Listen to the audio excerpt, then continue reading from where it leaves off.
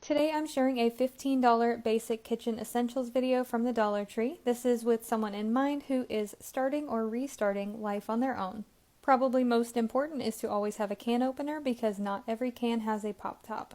You'll also want a handheld cheese grater because the shredded cheese at Dollar Tree is imitation cheese, so you want to buy the blocks whenever possible. A kitchen knife, I chose this one because it has a sheath for safer storage.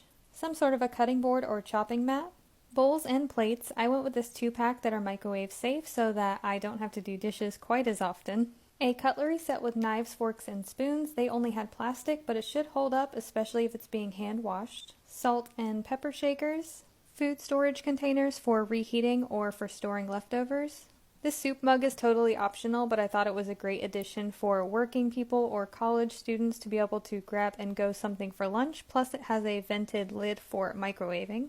And then of course a sponge and dish soap for washing dishes. This week I'll be sharing microwave dinners using only these essentials. This morning I made cheesy hash brown breakfast bowls. This is a $5 breakfast to feed 2 people, or if you're a single individual you can store the other bowl for a grab-and-go breakfast for the following day.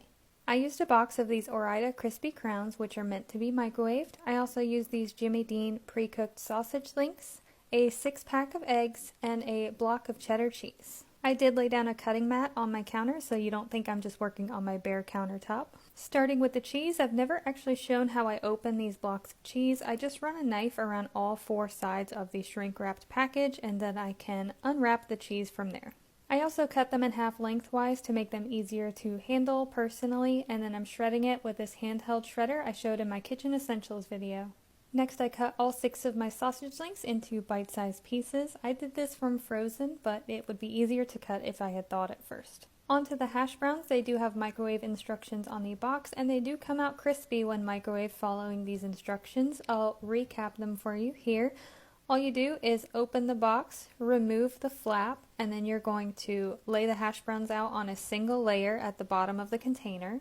Add back the flap that you removed earlier with the silver side facing down and press it down into it so it is in contact with the hash browns, and then microwave this for 4 minutes, and then I allowed it to sit while I prepared the rest of the breakfast bowls.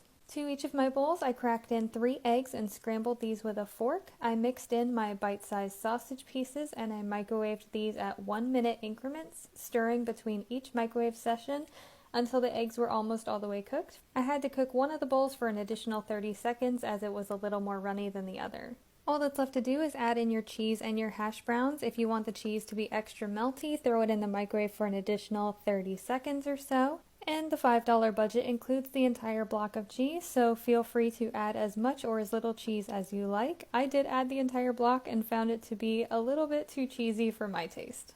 For lunch I made buffalo chicken mac and cheese. Now, I personally love buffalo chicken mac and cheese, but Michael considers it to be blasphemy, so I figured I'd get my fill while he's away and show a microwave meal at the same time.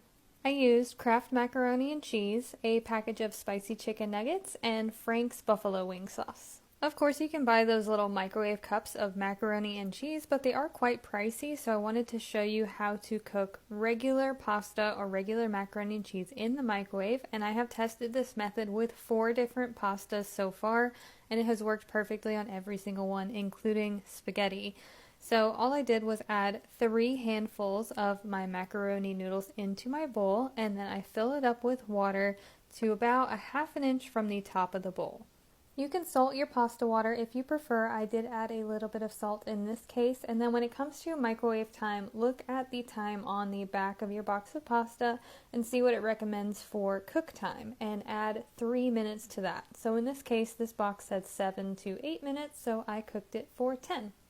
Since I only used a few handfuls of the pasta, I measured out the rest of the box just to see how many servings you would get out of a box, and you would get about 3 bowls of macaroni and cheese using this method from 1 box of pasta, so I guess I have to come up with 2 additional macaroni and cheese recipes. Here is our finished macaroni noodles out of the microwave, and they are perfectly cooked.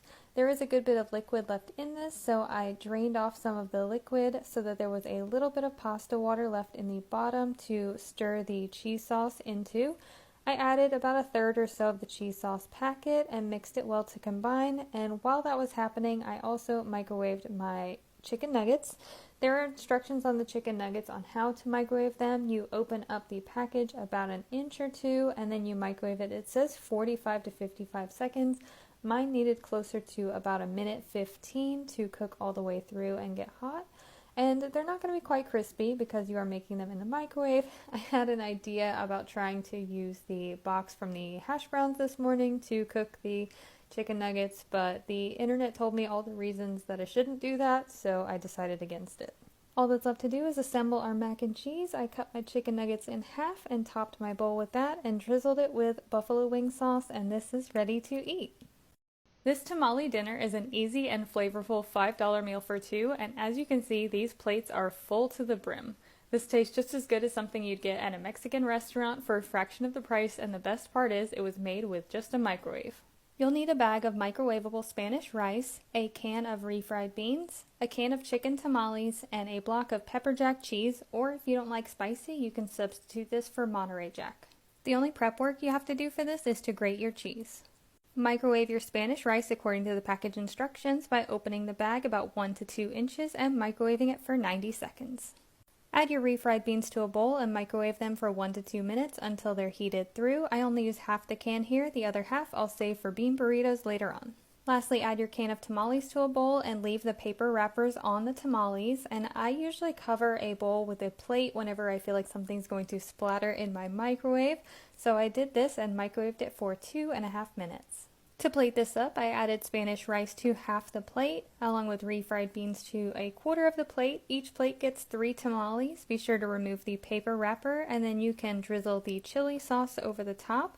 I covered the entire plate in pepper jack cheese because why not? And then I microwaved it for an additional 1 minute to melt the cheese. This is a super large and filling meal for just $5, and it was quite delicious. The Spanish rice on its own was a little bland, but it paired well with the chili sauce from the tamales, and the cheesy refried beans were perfection. I love refried beans with cheese on them. I'd never had the canned tamales before, and I don't really like tamales on their own, but I was surprised that I enjoyed these quite a bit.